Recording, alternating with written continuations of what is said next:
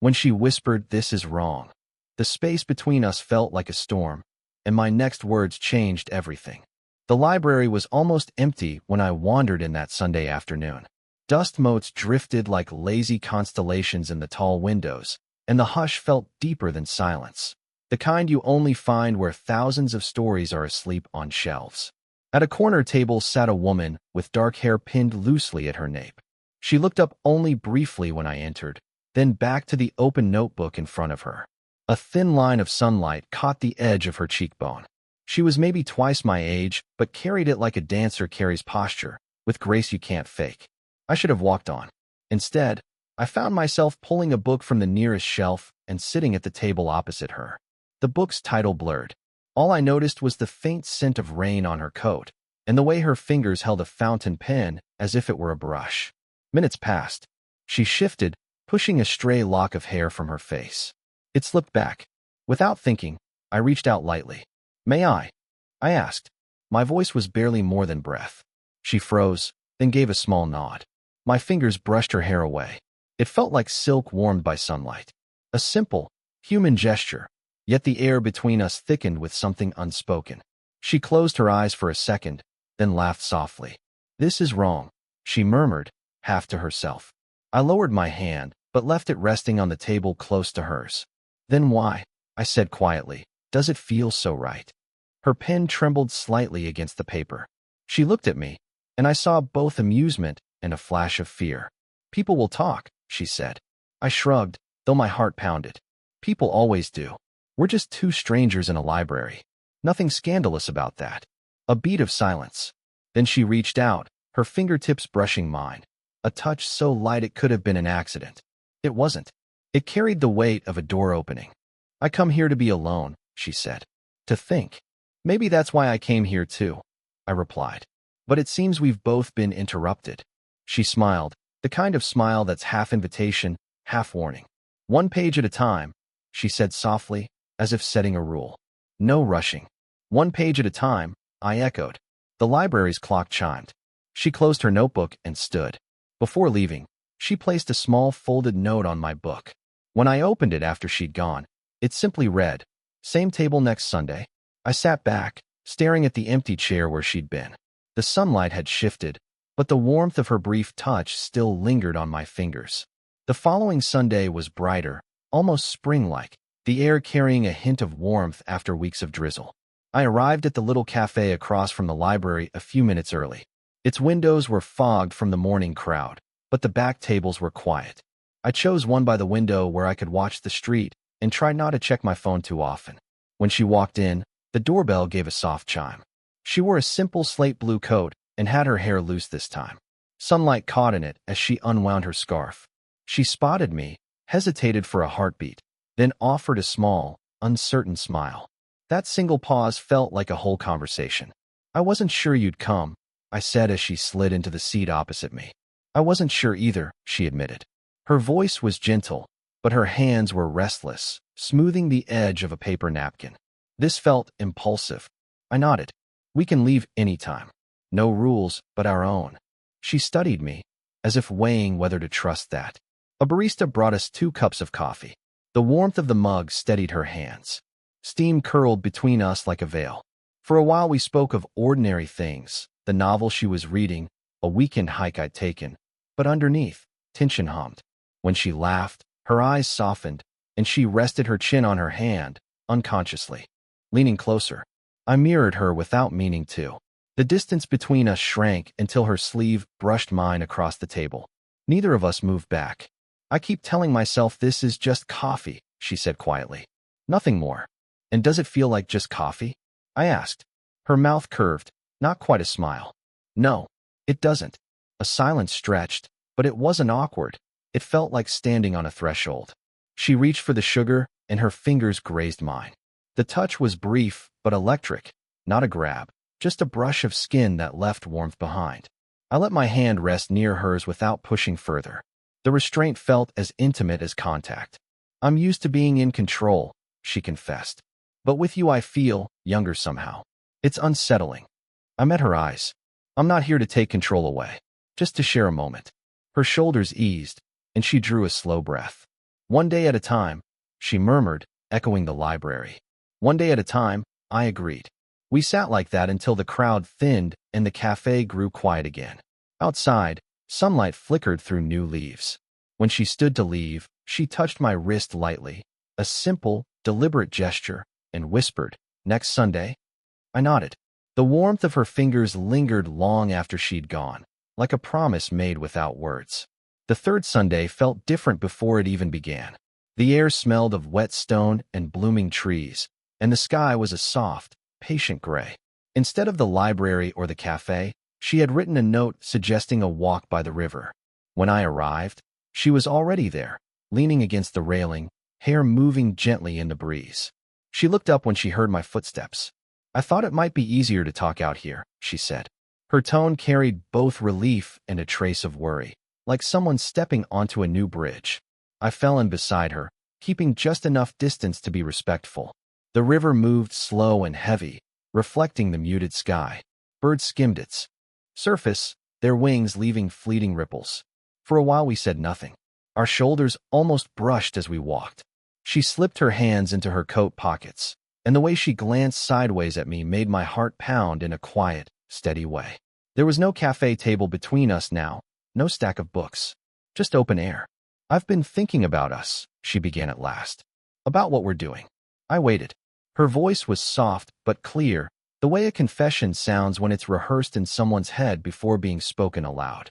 "I keep telling myself to stop," she continued. "But each Sunday, I find myself hoping you'll be there.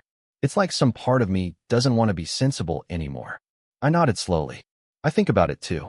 The reasons why this should stay simple. And yet," I gestured to the path ahead, the river, the new leaves turning their faces toward the light. "And yet here we are." She stopped walking and turned to face me fully. The breeze lifted a strand of hair across her cheek. Without thinking, I reached up and brushed it aside. My fingertips grazed her skin, light as a question. She closed her eyes for a heartbeat and let me. When she opened them again, there was no fear, only a quiet steadiness. "I don't know what people will think," she said, "but I do know I feel seen when you look at me. Not younger, not older, just me." Her words felt like a key turning somewhere inside. I took her hand gently, giving her time to pull away if she wanted. She didn't. Her fingers curled into mine, not tightly, but with deliberate intent. "We don't have to define anything today," I said. "We can just walk." She smiled, not a small, uncertain smile this time, but a warm one that reached her eyes. "I'd like that." We resumed walking, hand in hand now, our pace unhurried. The river rolled on beside us, and the city noise faded behind. With each step the tension that had hovered for weeks shifted into something softer, like a melody finding its resolution. It didn't feel wrong anymore. It felt honest, and for the first time, it felt like a beginning neither of us had to hide. It was a small, light-filled kitchen, the kind where time seems to slow. A single pendant lamp cast a soft glow over the wooden table. Outside, dusk pressed against the windows, turning the world beyond into a blur of blues and golds. She poured tea into 2 mugs and slid one across to me, her movements unhurried but careful, as though she were still deciding whether this moment should exist at all. We'd walked the river path again that afternoon and ended up here almost by accident. Now, sitting across from her in a space that was entirely hers, photos on the fridge, a stack of bills by the radio, a half-finished puzzle on the counter. I felt how much of her life lay beyond my knowing. Yet she didn't look guarded. She looked tired and real, a little softer around the edges. "I don't usually invite people here," she said quietly, wrapping both hands around her mug. "It's my refuge. I can leave if you want," I offered. No questions asked. She shook her head slowly. "No, I want you here." I just needed to say it out loud. The tea was hot and fragrant. Steam curled upward and caught in her hair. She reached across the table, not for my hand exactly, but to brush her fingers over my knuckles, as though testing the air between us. I turned my palm up, letting our hands meet properly. Her skin was warm and steady.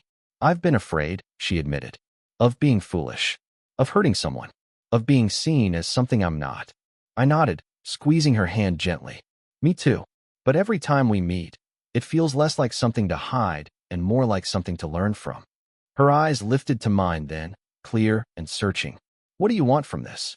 I thought about the quiet Sundays, the glances, the way she had brushed a raindrop from my hair, the way her voice could fill a silence without breaking it.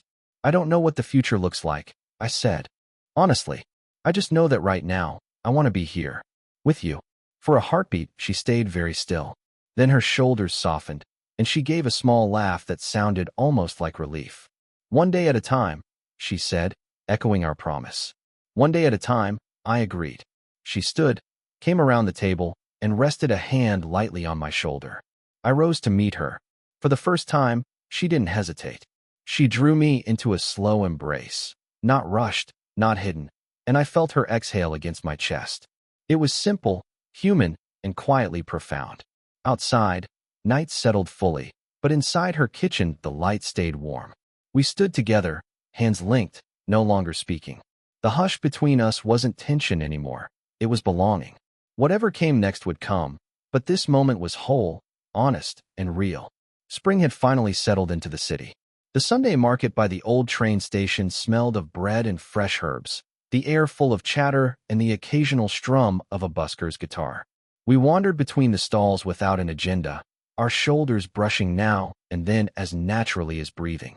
After weeks of careful meetings and whispered promises, this felt like a small but significant shift, not hiding, just existing side by side. She wore a loose cream sweater and no makeup, hair tucked behind her ears. Sunlight caught in the fine lines around her eyes when she smiled at a vendor's joke. I realized, watching her count change for a bunch of tulips, that I'd begun to recognize not only her grace, but also her ordinariness. The way she squinted at prices, the way she tucked receipts into her sleeve. It made her more real, not less luminous. We stopped at a stall selling honey and handmade jam. She held up a jar to the light and asked my opinion. Our fingers met as she passed it to me. The contact was brief but unhesitating. No nervous glances over shoulders this time, just a quiet certainty. "This is nice," she said after a while, almost to herself. "No schedule, no secret. It is," I agreed. "Feels like a life." She glanced at me, an amused flicker crossing her face. "Careful," she said softly. That almost sounded like a future. I laughed, but there was a lump in my throat. Maybe I'm allowed to hope a little. We found a bench under a plane tree and sat with paper cups of coffee. She laid the tulips across her lap, twisting the stems absent-mindedly. "You know," she said, "when this began I kept waiting for it to end. For one of us to come to our senses. And now?" I asked. She met my eyes. "Now I think it's just living. Imperfect, but real." I reached over and straightened a loose strand of hair behind her ear. My fingers lingered for a heartbeat, then fell back to my knee. "One day at a time," I said. She smiled, but this time it wasn't a mantra, it was an agreement. "One day at a time," she echoed. A breeze rolled through the square, scattering petals from a nearby stand. They landed on the pavement like soft confetti. She stood, offered me her free hand, and when I took it, we began walking again through the market crowd, not as a secret, not as a scandal, but as two people finding a rhythm together. It wasn't dramatic or cinematic. It was ordinary, and that ordinariness felt like the most extraordinary thing we'd built so far. By the time we reached the park, the afternoon sun had mellowed into a golden haze. Children's voices floated from the playground in the distance, and the scent of cut grass hung in the air. She and I found an empty bench beneath a chestnut tree, its broad leaves casting shifting shadows over us like stained glass. She set the tulips beside her and slipped off her sunglasses, pressing them absently into her bag. Without the dark lenses, her eyes looked softer, less guarded. "Funny," she said, watching a dog chase a ball across the lawn. For weeks I thought of this as something temporary, like a song you listen to on repeat before you get tired of it. I turned toward her, resting an elbow on the back of the bench. "And now?" She hesitated, twisting one of the tulip stems between her fingers. "Now I think of it as the melody that keeps changing, but still belongs to the same piece." She laughed a little at herself. "Does that make sense?" "Perfect sense," I said. "We're learning the notes together." For a while we sat in silence, letting the park move around us. The warmth of the sun reached our shoulders. She shifted closer, so our arms touched lightly. Not a performance, just a small anchor in the quiet. "You've seen parts of my life I don't usually share," she said. "The kitchen, The market, the messy little bits. That scares me more than anything. I looked down at our hands resting on the bench between us, a few inches apart. Slowly, without pressure, I turned my palm up. She placed her hand into mine, fingers threading through in a simple, deliberate way. I don't need perfection, I said. Just honesty. She exhaled, her thumb brushing across my knuckles. Honesty I can do. Around us, the light shifted toward evening. A soft wind moved through the trees, scattering tiny white blossoms that landed on the bench like snowflakes. She lifted one from my shoulder, a fleeting touch that felt almost ceremonial. We've come a long way from that first Sunday, she murmured. From whispers in the library to sitting here, I said, and still going one day at a time. She smiled at that, a full, unhurried smile. Maybe it's time to stop counting the days, she said. Maybe it's just life now. I squeezed her hand gently. I'd like that. We stayed until the park grew quieter, people drifting away toward dinner and evening errands. When we finally rose, she carried the tulips loosely in one arm, and I walked beside her. No hurried steps, no glances over our shoulders. Just a shared rhythm, our shadows stretching long on the path ahead. Two figures moving forward into whatever came next, not as a secret, but as something real. Real. A full year had passed since the first Sunday in the library. The seasons had rotated quietly around us, carrying away the secrecy and hesitation of those early days. Now, on a mild spring morning, we found ourselves back where it began, walking along the same river path, sunlight flashing on the water like small coins. She wore a light jacket and carried no bag this time, just a paper-wrapped bundle of fresh bread from the market. Her hair was still pinned loosely at her nape, but now a few silver strands shimmered proudly in the sun. When she looked at me, her smile was unguarded, familiar, as though we'd settled into a rhythm neither of us had dared hope for a year ago. It feels different, doesn't it? She said, gesturing to the water. Same river, but it's changed. I nodded. So have we. We walked slowly, matching each other's pace without thinking. Birds skimmed the surface of the river. Joggers passed us with headphones on. No one gave us a second glance. It felt like the world had stopped asking questions. I used to hold my breath every time we met, she admitted, eyes on the current. Worried about what people might say. Worried about myself. But somewhere along the way, that stopped. I smiled at her honesty. You taught me how to slow down, I said. How to pay attention. We paused by a low stone wall overlooking the bend in the river. She leaned against it, turning the bread in her hands as if it were a talisman. I kept thinking our age difference would be a wall, she said softly. But it turned out to be a bridge. You see things I've forgotten. I hold things you haven't yet learned. We meet in the middle. I reached out and brushed a stray hair from her cheek, a gesture so familiar now it felt like punctuation. She caught my hand and held it against her skin for a moment. You're still gentle, she whispered. Even after all this time. I'm still learning, I said. We stood like that, the sounds of the park floating around us, and for a long moment there was no rush to move on. Eventually she tucked the bread under one arm and laced her fingers with mine. Come on, she said with a playful tilt of her head. Let's go home. We walked away from the river hand in hand, our shadows long on the path ahead. It was no longer a secret or a tentative experiment. It was simply our life, built one Sunday at a time until the days blended seamlessly. Ordinary, steady, and quietly extraordinary. Final takeaway. Love and connection are not perfect or immediate. They require risk, honesty, and the courage to step beyond fear. Even fleeting brushes, whispered words, and fragile moments can leave an indelible mark. Did you enjoy this story? What kinds of emotionally charged, slow-burn stories would you like to hear next?